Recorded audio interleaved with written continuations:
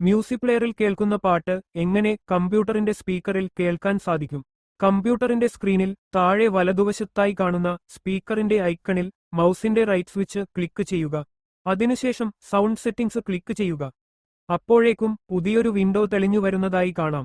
ആ വിൻഡോയിൽ mouse scroll ചെയ്ത് താഴേക്ക് വരുമ്പോൾ അവിടെ മോർ സൗണ്ട് സെറ്റിംഗ്സ് എന്ന് വരുന്ന ഭാഗത്ത് ക്ലിക്ക് ചെയ്യുക.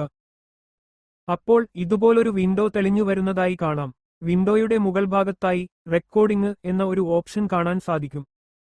ആ ഭാഗത്ത് ക്ലിക്ക് ചെയ്യുക. അപ്പോൾ മറ്റൊരു ബോക്സ് തെളിഞ്ഞു വരുന്നതായി കാണാം.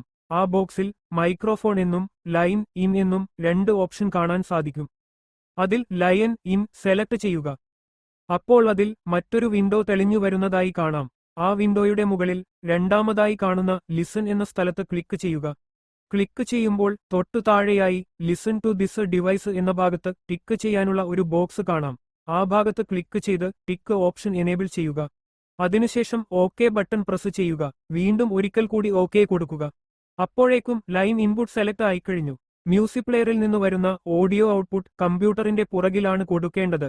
ചില കമ്പ്യൂട്ടറുകളിൽ മുൻവശത്തും വരാറുണ്ട്.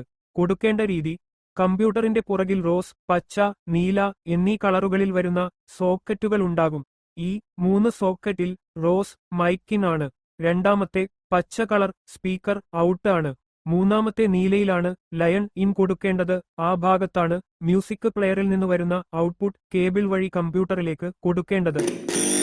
ഇത് റൈറ്റ്, ഇത് ലെഫ്റ്റ്, ഇത് ഗ്രൗണ്ട്.